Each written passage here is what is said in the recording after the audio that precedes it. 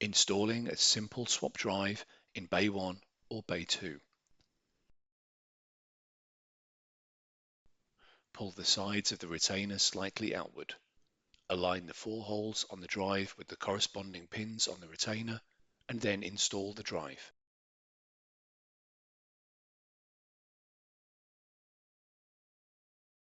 Install the drive assembly by sliding it into the drive bay until it stops.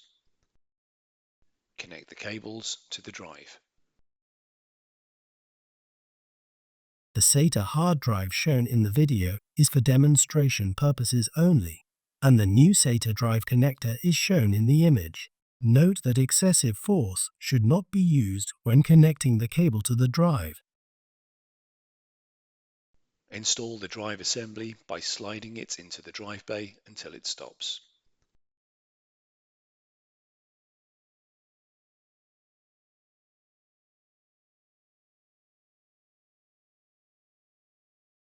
Connect the cables to the drive.